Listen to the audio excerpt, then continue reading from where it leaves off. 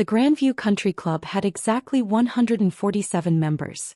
I knew because I'd reviewed the membership roster 3 times in the past 2 years. Once when I first bought the place. Once when I restructured the management. And once last week when I saw my parents' anniversary party on the event calendar. I arrived at 6:30 exactly on time.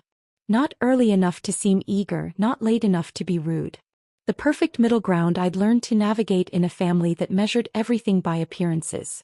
My sister Victoria was already holding court at the entrance to the private dining room. She was wearing what I estimated to be $4,000 worth of designer labels. The dress, the shoes, the bag that she'd posted about on Instagram last week. Investment pieces, she'd captioned it. Investment in what? I wasn't sure. Certainly not in anything that generated actual returns. Emma. She air-kissed near my cheeks, careful not to smudge her makeup. You made it. I wasn't sure you'd come. I know these events can be expensive. I wouldn't miss Mom and Dad's 30th anniversary. Of course not. Family first, right? Her eyes scanned my outfit. Simple black dress from 3 years ago. Comfortable flats. My grandmother's pearl necklace, the only jewelry I wore. I could see her mental calculator working, tallying up my net worth in designer labels. Coming up with a number that satisfied her need to feel superior. Inside the dining room, 38 people were already mingling. Mom's side of the family, Dad's business associates, their country club friends. Everyone who mattered in their carefully curated social circle. Mom spotted me and waved. She was radiant in a cream-colored gown, Dad looking distinguished beside her in his tuxedo. They looked happy. Genuinely happy. Whatever their flaws as parents, they'd always been solid as partners. Emma, sweetheart. Mom hugged me. You look lovely. Simple but lovely. Simple. The word that had followed me my entire life. Simple Emma. Simple tastes. Simple ambitions. Simple life. Happy anniversary, Mom. 30 years. Can you believe it? Your father and I were just saying we never imagined we'd make it this far. She lowered her voice conspiratorially. Though I have to admit we were a bit worried about the cost of tonight. The club has gotten so expensive. But Victoria insisted on hosting here and she promised to take care of everything. That's generous of her. Isn't it? She's always been so thoughtful. Not like. Mom trailed off, catching herself. But I knew how that sentence ended. Not like you, Emma. Not like you, who moved away, who chose a different path, who didn't marry the right kind of person or have the right kind of career or live the right kind of life. I'd stopped trying to correct their assumptions 5 years ago. It was easier to let them believe what they wanted to believe. That I worked some vague office job.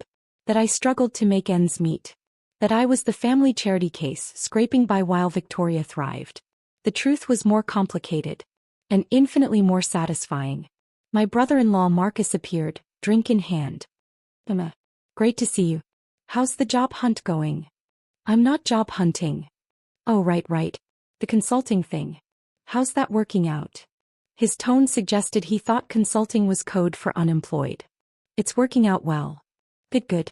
Hey, if you ever need any leads, let me know. My firm is always looking for entry-level people. Nothing glamorous, but it pays the bills, you know. Marcus was a mid-level manager at an insurance company.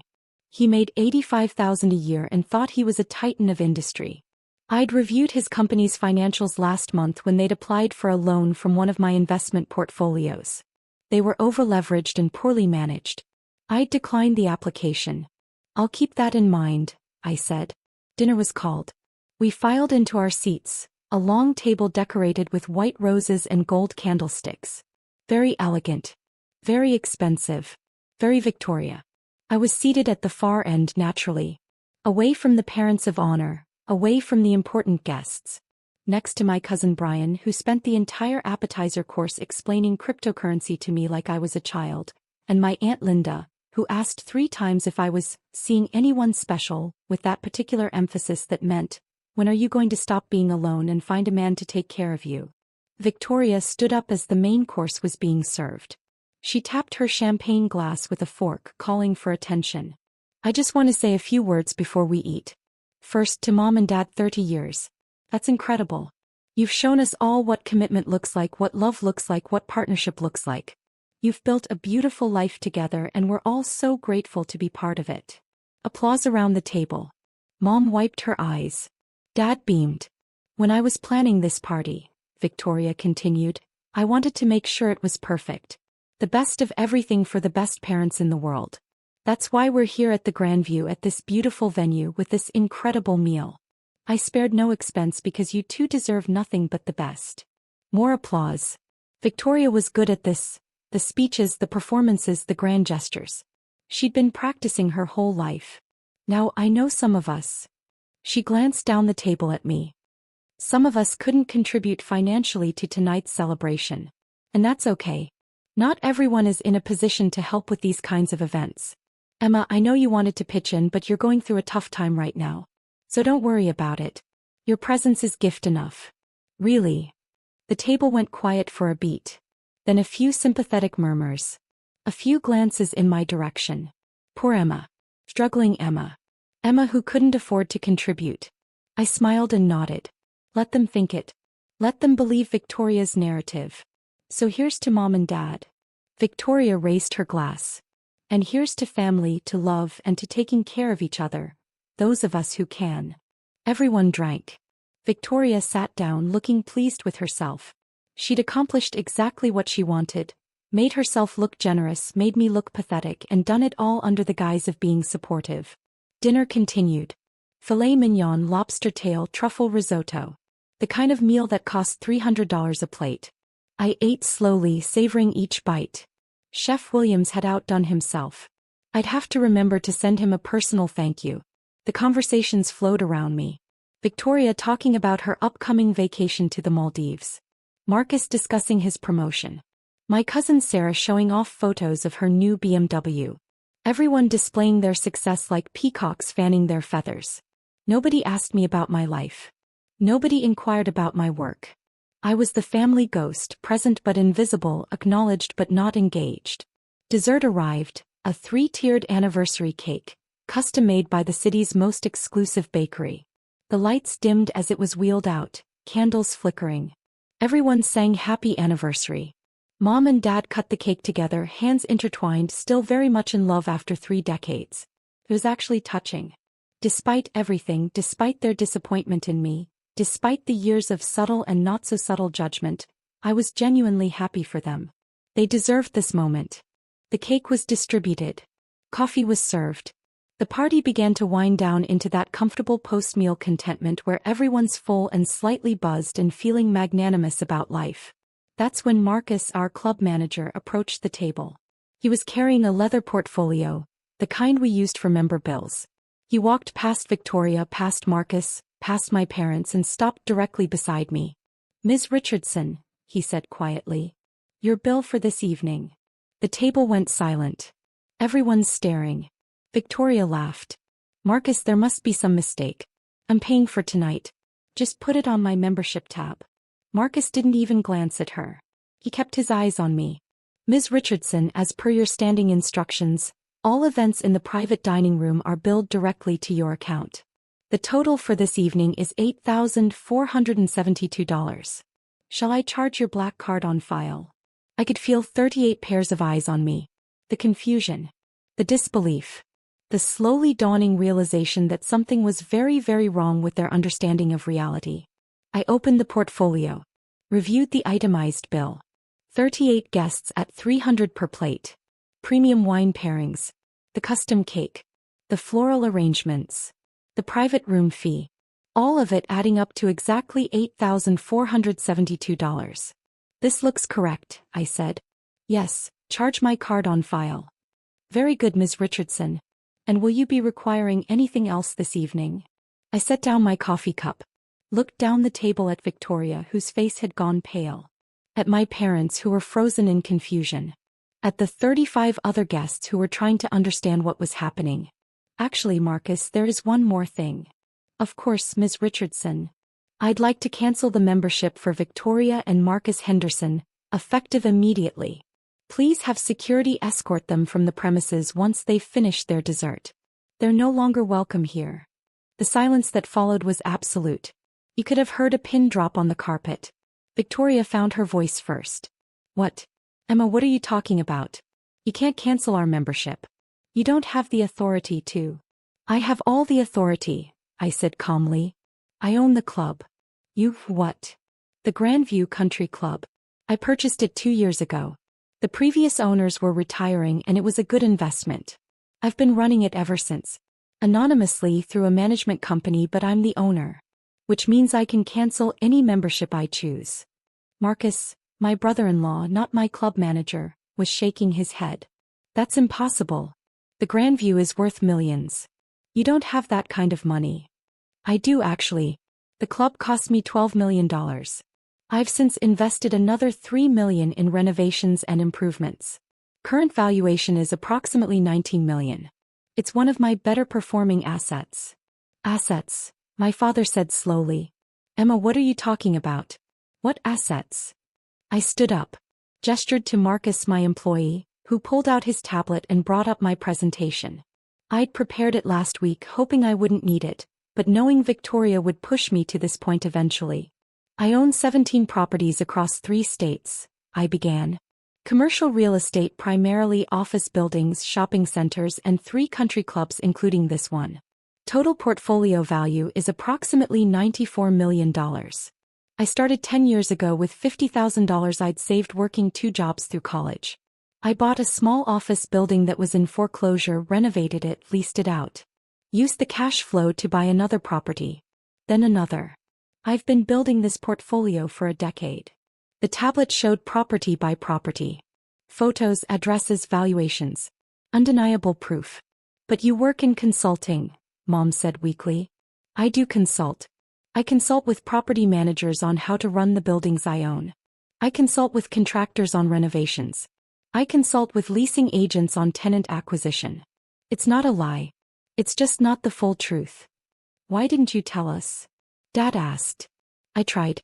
5 years ago. I invited you all to dinner. I wanted to share what I'd built, what I'd accomplished. Victoria spent the entire meal talking about her new job. Marcus discussed his promotion. You two talked about your vacation to Italy. Nobody asked me a single question about my life. So I stopped volunteering information. Victoria was standing now, her face red. You let us think you were poor. You let me talk about helping you, supporting you, feeling sorry for you. I let you believe what you wanted to believe. I never asked for help. I never asked for money. I never claimed to be struggling. You all just assumed. And I let you because it was easier than constantly defending my choices. But tonight, Victoria gestured wildly at the table, at the decorations, at everything. I planned this. I organized this. I told everyone I was paying for this. You did plan it. You did a beautiful job. The decorations are lovely, the meal was excellent, Mom and Dad clearly had a wonderful time. You should be proud. But you didn't pay for it. Because you don't have membership privileges here. You never did. I gave you a guest membership 2 years ago so you could use the facilities. But all charges always came to my account. Every dinner you've eaten here, every round of golf, every spa treatment, I paid for all of it. Why? The word came out as almost a wail. Because you're my sister. Because I love you. And because I thought maybe, eventually, you'd see past your need to feel superior and actually see me. I turned to Marcus, my employee, who was standing discreetly to the side. Please prepare the final bill for the Hendersons. Include all outstanding charges from the past 2 years. They'll need to settle before their membership is terminated. Of course, Ms. Richardson. The total is approximately $47,000. Victoria sat down hard. 47,000? You've been coming here 3 times a week for 2 years. It adds up. But I can't, we don't have. She looked at her husband desperately. Marcus, my brother-in-law, was doing mental math and not liking the results. We can set up a payment plan. Of course, Marcus, my employee, said smoothly. We offer very reasonable terms. I looked at my parents. They were sitting very still trying to process everything. 30 years of marriage, celebrating at their daughter's country club, eating a meal their other daughter paid for, while their entire understanding of their family dynamic crumbled around them. I'm sorry to do this at your anniversary party, I said quietly. I really am. I wanted tonight to be perfect for you. And I hope it was up until now. But Victoria forced my hand. She couldn't just let me exist quietly. She had to make a spectacle of my supposed poverty. So now you know. All of you know. Emma, Mom started then stopped. What could she say? I'm going to leave now. Marcus will take care of the final details. Mom, Dad, happy anniversary. I really do mean that. 30 years is an incredible achievement. I walked toward the door. The room remained silent except for my footsteps on the carpet. I was almost out when Dad called my name. Emma, wait. I turned. He was standing, napkin still in his hand, looking older somehow than he had an hour ago. I'm sorry, he said. For not asking. For not seeing. For not understanding what you'd built. I know. Can we talk? Really talk? Not tonight but soon. I considered it. Considered the years of disappointment, of being invisible, of being dismissed. Considered whether it was worth trying to rebuild something that had never been properly built in the first place. Maybe, I said. Call me next week. We'll see. I left them there, my family in my country club at my table eating my food, finally understanding that the person they'd pitted was the one holding all the power. The drive home took 20 minutes. I lived in a penthouse downtown, 3,000 square feet with a view of the river. I'd bought the entire top floor 5 years ago.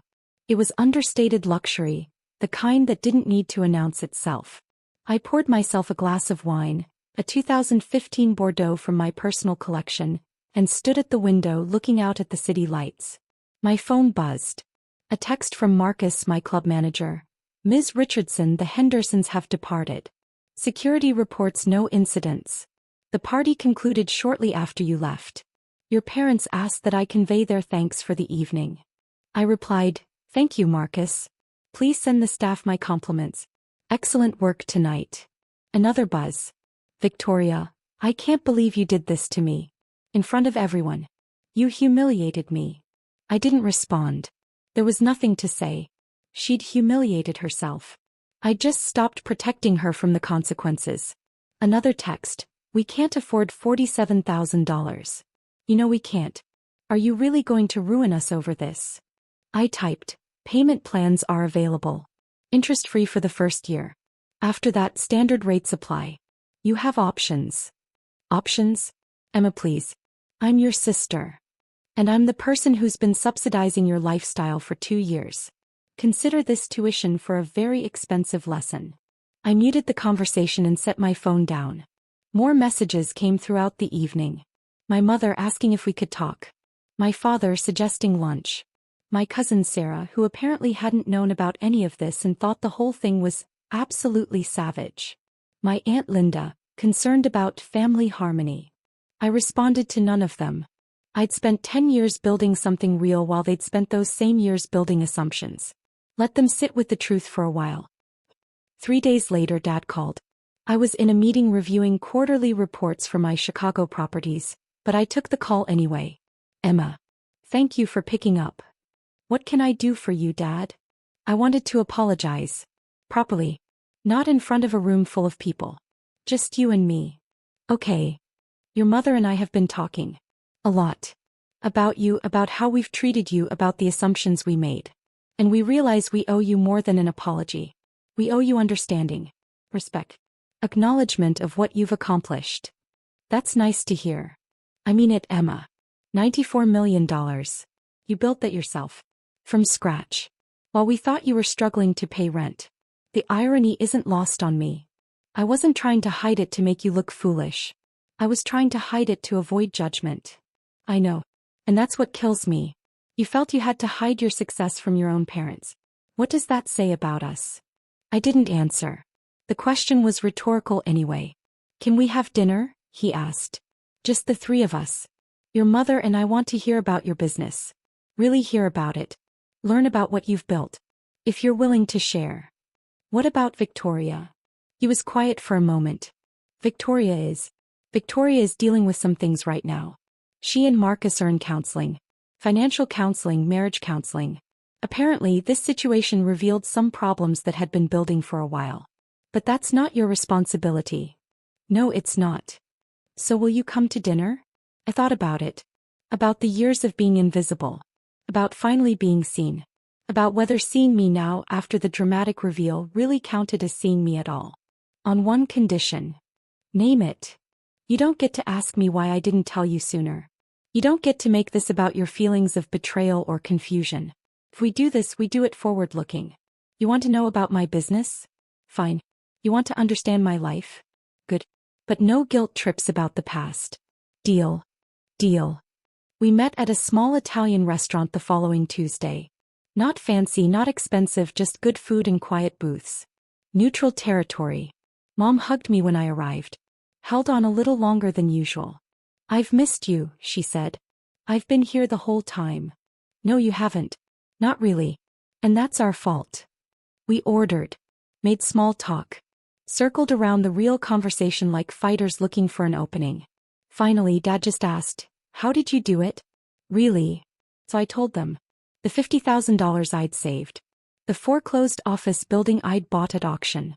The 6 months I'd spent learning everything about property management, commercial real estate, tenant law. The 18-hour days. The calculated risks. The strategic acquisitions. I started with one building, I said.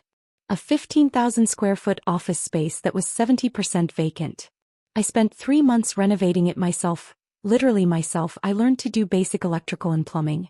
Then I leased it to small businesses at below market rates to fill the space.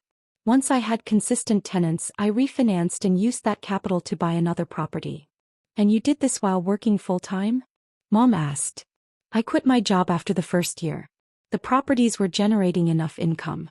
I've been doing this full-time for 9 years now. But you never said anything. At family dinners, at holidays, you always acted like I was scraping by. Because that's what you expected to hear. Anytime I tried to talk about my work, Victoria would interrupt with her latest success story. Or you'd change the subject. So I learned to just stay quiet. That's on us, Dad said. We should have asked. We should have listened. Yes, you should have. We ate in silence for a few minutes. Then Mom asked, "The country club. You really own it?" I do. And 2 others. One in Virginia, one in Colorado. I'm looking at a 4th in Arizona. Why country clubs? Consistent revenue. High-value members. Recurring membership fees. They're stable investments if managed well. Plus, I like the challenge of maintaining tradition while modernizing operations. You've been managing the Grandview for 2 years? Yes. We've been members for 5 years. We've been going there since before you bought it. I know. That's partially why I bought it. I knew it was important to you. I wanted to make sure it stayed solvent. Mom put down her fork. You bought a $12 million property partially because it mattered to your father and me? It was a sound investment. The fact that you loved the place was just a bonus. Emma. I'm not looking for credit. I'm just explaining my reasoning. Dad cleared his throat. The money you spent on the anniversary party. On Victoria's membership. On all of it. Why? Because I could. Because you're my family. Because despite everything, I love you. But we didn't deserve it. Probably not. But that's not really the point. I didn't do it because you deserved it. I did it because I wanted to. Because I'd rather have a relationship with you than not. Even if that relationship was imperfect. And now? Mom asked. After what happened, can we still have a relationship? I think so. But it has to be different. No more assumptions about my life. No more treating me like I'm struggling. No more Victoria making me the family charity case at every gathering. Speaking of Victoria, Dad said carefully. She wants to apologize to you. She texted me 17 times. I'm aware. She's genuinely sorry. And she's struggling. The $47,000 is more than they can afford. They've had to cut back on a lot of things. I'm not waiving the debt. I'm not asking you to. But maybe, payment plan? Extended terms. I sipped my water. She gets standard terms. Same as any member with outstanding charges. If she misses payments, we'll work with her. But I'm not giving her special treatment. That's what got us into this mess in the first place. Fair enough. The conversation shifted to lighter topics. Mom asked about my penthouse. Dad wanted to know about my other properties. We talked for 3 hours, the longest real conversation we'd had in years. As we were leaving, Mom hugged me again. I know I haven't said it enough, but I'm proud of you. What you've built, who you've become, it's extraordinary. Thanks, Mom. And I'm sorry. For not seeing it sooner. For not being the mother you deserved. You're here now. That's what matters. 6 months later, I was in my office reviewing acquisition proposals when my assistant buzzed in. "Ms. Richardson, your sister is here. She doesn't have an appointment, but she says it's important." Victoria. I hadn't seen her since the anniversary party. We'd exchanged a few texts, her apologizing, me keeping things brief but not cold. She'd been making regular payments on her debt. She was halfway through it now. "Send her in." Victoria looked different. Less polished. Her clothes were nice but not designer. Her hair was simpler. She looked, in a word, real. "Emma. Thank you for seeing me. What can I do for you?" She sat down across from my desk. Looked around my office. The floor-to-ceiling windows, the modern furniture, the art on the walls. Taking it in. Really seeing it for the first time. I wanted to say I'm sorry. I know I've texted it, but I needed to say it in person. I was horrible to you. For years. I made you feel small so I could feel big. And I'm ashamed of that. Okay. I've been in therapy. Real therapy, not just the financial counseling. Working through why I felt the need to constantly compete with you, to put you down, to prove I was better. And I've realized it was all insecurity. I was afraid that if people saw you clearly, they'd realize I wasn't as special as I'd convinced everyone I was. That's good that you're working on it. I'm not asking you to forgive me. I know it'll take time if you ever can, but I wanted you to know that I see you now. The real you. And I'm amazed by what you've built. I leaned back in my chair. Studied my sister. She seemed sincere. Humbled. Change maybe. Or maybe just better at hiding her true self. Time would tell. Thank you for saying that. Also, she pulled out an envelope. This is the final payment. I sold some things, jewelry, mostly stuff I didn't need. I wanted to clear the debt. I took the envelope. Inside was a check for $23,700. The exact remaining balance. You didn't have to do this all at once. I wanted to. I wanted to prove to you that I'm serious about changing. About being better. About being the sister you deserve. Victoria. I know you might never trust me again. I know I destroyed something between us that might not be fixable. But I want you to know that I'm trying. I'm really trying to be better. She stood up. Extended her hand. I shook it. "Thank you for seeing me," she said. "And thank you for everything you've done for this family. Even when we didn't deserve it. Especially then." After she left, I sat at my desk for a long time holding her check. Thinking about family, about forgiveness, about whether people really changed or just got better at pretending. My phone buzzed. A text from Dad. "Family dinner Sunday? Your place? We'd like to see how you really live. If that's okay."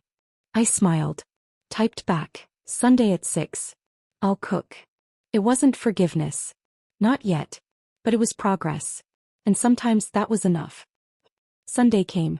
I cleaned my penthouse, which didn't need much cleaning since I kept it immaculate anyway. Prepared dinner. Nothing fancy, just good food. The kind of meal that said family, not showing off. They arrived together. Mom, Dad, and Victoria with Marcus. All of them looking around my home with new eyes. Seeing what I'd built. Understanding finally who I really was. "Emma, this is beautiful," Mom said. "Thank you." We ate on my balcony overlooking the river. The conversation was easy, natural. They asked about my properties. I showed them my portfolio. Explained my investment strategy. Shared my 5-year plan. Victoria was quiet mostly. Just listening. Bernie. Seeing her little sister for the first time. As they were leaving, she pulled me aside. I meant what I said. About being sorry. About wanting to be better. "I know. Can we start over? Build something real between us?" I thought about the years of judgment. The years of being invisible. The years of letting them believe what they wanted to believe. And I thought about the possibility of something different. Something honest. "We can try," I said. "But it has to be real this time. No more performing. No more competing. Just honest relationship. Can you do that?" "I can try." "Then we'll try together." He hugged me. A real hug. Not an air kiss, not a performance. Just a sister hugging a sister. After they left, I stood on my balcony looking at the city. My city. The one I'd conquered quietly. The one where I'd built an empire while everyone thought I was struggling. The one where my family finally saw me for who I really was. My phone buzzed one more time. A group text from Mom. "Thank you for tonight. Thank you for everything." We love you. Dad added, proud of you, Emma. Always have been. Just forgot to say it enough. Victoria, love you, little sister. Thank you for not giving up on us. Marcus, my brother-in-law, not my employee, you're incredible. Thank you for your patience with all of us. I smiled and typed back, love you all too. See you next Sunday. Then I went inside, poured myself some wine and got back to work. Because that's what I did. I built things. Companies, portfolios, relationships. One careful decision at a time. And maybe, just maybe, I'd finally built something worth keeping with my family. Or maybe not. Time would tell. But either way, I'd be fine. I'd built my empire on my own. I could face whatever came next the same way. With patience, strategy, and the quiet confidence of someone who knew exactly who she was. Even if it took her family 30 years to figure it out.